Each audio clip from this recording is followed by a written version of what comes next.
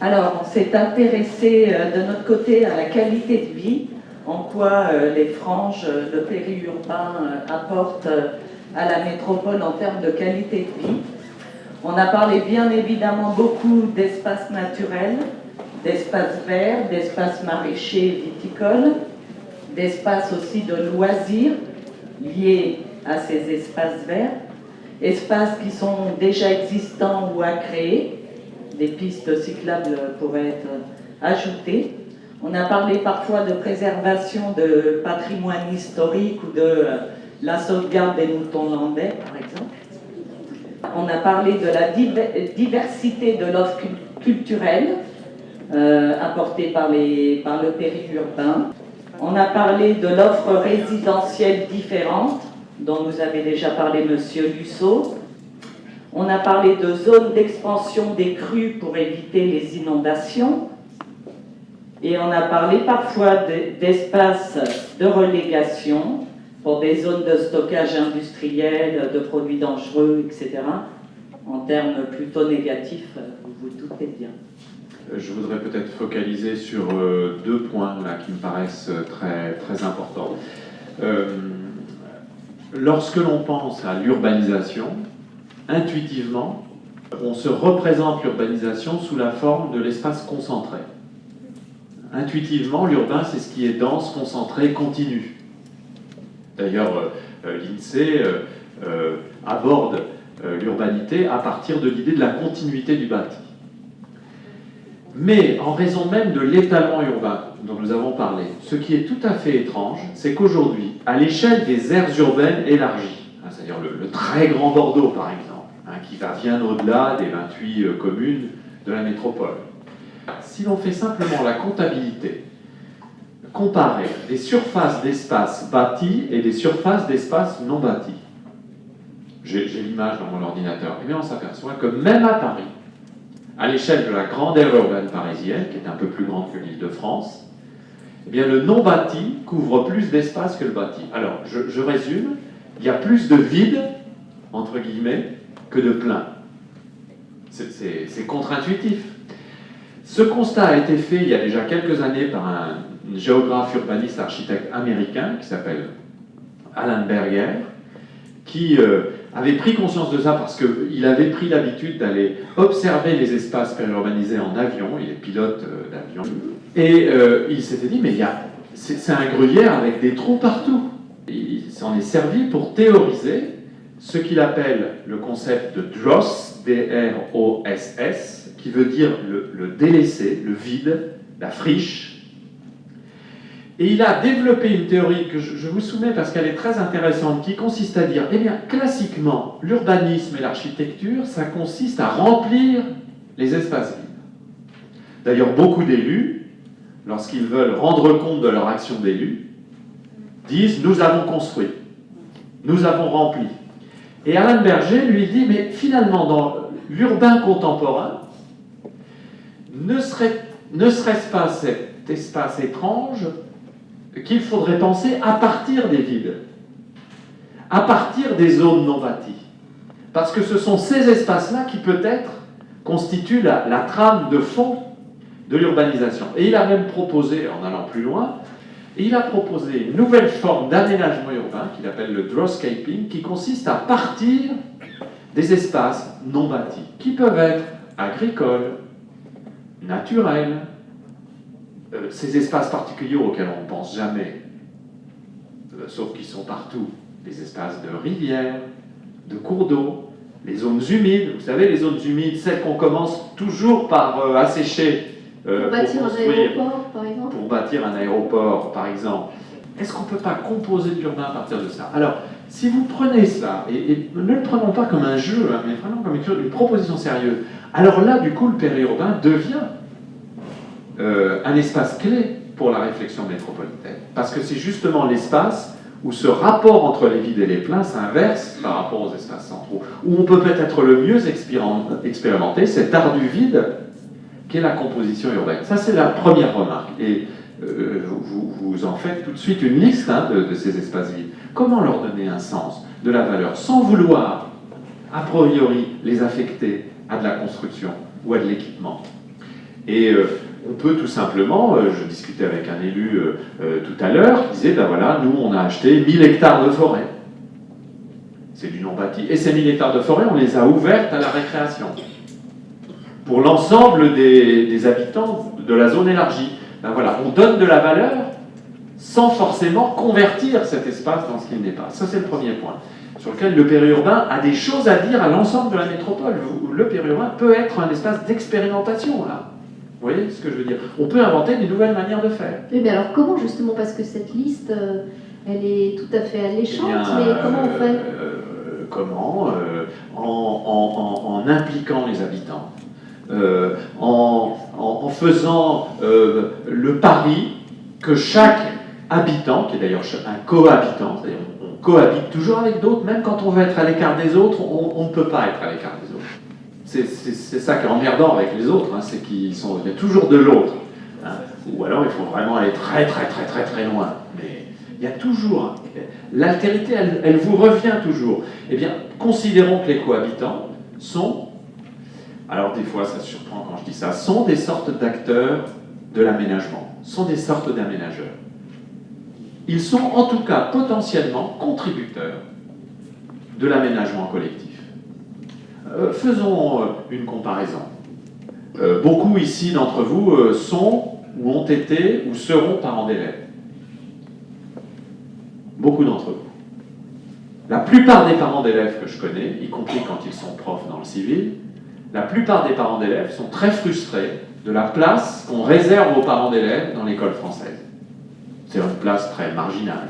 Si vous allez dans bien d'autres grands pays, dans les pays scandinaves aujourd'hui, les parents d'élèves sont considérés comme des co-éducateurs avec les enseignants. C'est-à-dire qu'ils sont intégrés dans la production des programmes scolaires. Alors, calmons-nous, nous ne sommes pas tout à fait... il y a de la marge. Il y a de la marge, j'en parle d'expérience. Mais prenons un autre cas. Vous avez peut-être vu dans un journal Le Monde, pour le citer, qui reste un journal lisible, pas tous les jours, mais quand même, de temps en temps, il y avait un très bon article sur un diplôme universitaire qui vient d'être créé à l'Université de Paris-Orsay, après avoir été créé à Pierre et Marie Curie, un diplôme universitaire d'accompagnant de soins, au sein duquel les premiers diplômés ont été des patients. Parce qu'on s'est dit, quelqu'un qui a eu un cancer, qui souffre de sclérose en plaques, qui souffre d'un handicap, qui a développé un sida, et les premiers à avoir développé cette idée-là sont les associations d'aide aux malades du sida. Hein, c'est aide en particulier dans les années 80 autour de Daniel Defer. Ces gens-là sont les premiers experts de la maladie. Pourquoi ne pas valoriser cette expertise et la transformer en capacité d'agir? Vous êtes les premiers, nous sommes, vous, moi pareil, nous sommes tous, à notre manière, des experts de notre habitat. Pourquoi ne pas faire de nous des contributeurs, des acteurs? Alors évidemment, pas exclusifs, parce qu'autrement nous allons faire ce que nous savons faire. Nous allons avoir plutôt tendance à nous occuper de nous. C'est de bonne guerre. Donc il faut trouver les cadres qui permettent à cette expertise de s'exprimer, de dialoguer différemment avec des élus qui peuvent être aussi des élus différents. Moi je pense que le périurbain, ça peut être un espace d'expérimentation d'une nouvelle manière d'être élu local.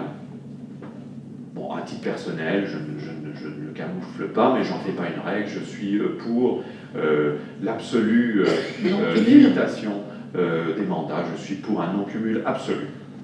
Je suis pour un renouvellement intégral des mandats, je me l'applique à moi-même, j'ai été président d'université une fois, je ne l'ai fait qu'une fois, président d'un groupement une fois, je ne l'ai fait qu'une fois. Je me l'applique parce que je pense que c'est plutôt une exigence démocratique. Parce que finalement, il y a un fond d'expertise qui est celui des habitants, et ensuite il y a une partie des habitants qui prend en charge une mission collective qui est celle d'être élu. Et ça donnerait aussi d'autres types de relations avec les instances techniques. Alors évidemment, c'est une démocratie d'implication à réinventer, mais dites donc, la citoyenneté n'est pas limitée au geste électoral. On n'est pas simplement citoyen quand on vote, ou quand on ne vote pas. Moi, je ne sais pas, je me sens citoyen tous les jours. Mais je cherche tous les jours des lieux pour investir ma citoyenneté. Donc, vous voyez, on peut très vite aller assez loin. Et puis, un deuxième point, très rapidement, que je voulais dire. Vous avez remarqué, je ne suis absolument pas bavard. Non, mais c'est bien, Donc, c'est bien. c'est très intéressant que vous commenciez par les espaces maraîchers, bon, les espaces naturels. Évidemment, le périurbain, c'est un terrain formidable pour redéfinir aussi le rapport entre ce que l'on appelle en anthropologie aujourd'hui, en géographie, le rapport entre les humains et les non-humains. Il s'invente de nouvelles façons de considérer le végétal, de nouvelles manières de considérer l'animal. Et on ne peut pas dire que ça n'a pas d'importance dans les sociétés comme les nôtres. Aurait-on pensé il y a 20 ans que la question de l'abattage des animaux dans les abattoirs deviendrait un problème quasi politique? La sensibilité des citoyens à la question animale change, la sensibilité des citoyens à la question végétale change, peut-être que c'est en partie parce que nous sommes désormais périurbanisés que ça change. Vous voyez, on peut se poser sérieusement la question. Mais les espaces maraîchers et viticoles, un gros problème, en voir stylo, un gros problème en cours en général, c'est les craies. Donc mes étudiants savent très bien qu'il ne faut pas être devant moi parce que les craies ou les stylos. Oui, dans certaines salles, moi j'adore les craies personnellement. Donc, mais bon, bref. Un gros problème de l'urbain dans les 20 ou 30 ou 40 prochaines années, vous le savez peut-être, c'est le problème de l'approvisionnement alimentaire. D'ailleurs, c'est un problème mondial, le problème de l'approvisionnement alimentaire et de l'alimentation. Vous sentez que cette réflexion sur la relocalisation des productions, sur les circuits courts, sur le lien avec les producteurs, sur le produit de saison, sur l'idée qu'il faut reprendre un peu la main sur la fabrication des produits agroalimentaires, qu'il faut peut-être sortir de ce monde où, pour faire des lasagnes, on fait venir 50 ingrédients de 50 endroits différents et on ne sait jamais trop, finalement, au bout du compte, ce qu'on mange, et quand on croit manger du bœuf, eh bien on mange du cheval, et pas forcément du meilleur. Hein, donc, comment reprendre la main? Eh bien, peut-être que le périurbain, c'est aussi un de ces espaces où peut se réinventer une réflexion sur l'approvisionnement alimentaire. Et pas simplement l'approvisionnement alimentaire pour quelques-uns, mais pour tous. C'est pour ça que quand des élus ou des groupes de parents ou des associations font pression pour que dans les cantines, on achète des produits de producteurs relativement traçables, du cru. Bien sûr, il y a un côté au départ un peu folklorique, bien sûr, il y a des problèmes de coût, bien sûr, on peut se dire, bah, après tout, si on a envie de manger des bananes, pourquoi ne pas manger des bananes? Moi, je suis assez pour qu'on mange des bananes. Mais en même temps, il y a un enjeu politique très fort dans ça. C'est parce qu'en fait, on est en train de travailler sur notre capacité à réinventer une agriculture urbaine qui sera massivement une agriculture périurbaine. Alors, une question, Michel Lusseau. Est-ce que vous êtes étonné sur cette liste, en tout cas moi c'est mon cas, de ne rien voir à propos par exemple de la pollution? On sait que dans cette région, ici, il y a un taux de pesticides très très élevé. Je sais que la question n'est pas politiquement correcte, mais on sait que dans cette région viticole, c'est une question de santé publique pas seulement énorme. Dans celle-ci, hein, dans toutes les régions viticoles ou arboricoles. Voilà, ou arboricoles. Hein, puisque l'arboriculture et la viticulture est-ce que ça vous étonne? Une sorte d'arboriculture. Les intrants chimiques ont été extrêmement utilisés. La viticulture est en train d'assez vite se convertir quand même. Hein. Pas partout, peut-être pas dans le Bordelais, mais pour regarder, donc je ne l'ai pas observé, mais pour avoir observé ça avec un de mes étudiants dans le périurbain lyonnais qui correspond à un vignoble soit au sud, Côte-Rôtie, soit au nord, le vignoble du Beaujolais, la conversion au bio, plus ou moins labellisé, puisqu'on a aussi des viticulteurs qui font du bio sans vouloir le label, parce qu'ils veulent simplement se conserver la possibilité de traiter en cas de grande pathologie. Cette conversion est très rapide. Mais effectivement, la pollution périurbaine existe. Bon, elle existe sous plusieurs formes. Les pesticides, la pollution de l'eau. L'eau périurbaine est parfois de moins bonne qualité en termes de pompage et de captation que l'eau urbaine. Il y a eu aussi pendant longtemps, alors ça c'est des choses qui étaient pratiquement complètement masquées, des gros problèmes d'épandage, des boues résiduelles des stations d'épuration, avec des métaux lourds en particulier qui étaient très présents et qui se retrouvaient dans l'eau. Donc il y a incontestablement ce que j'appellerais dans le périurbain une pollution masquée, qui est moins visible, moins sensible que la pollution urbaine centrale, parce qu'on a l'impression d'être à la campagne.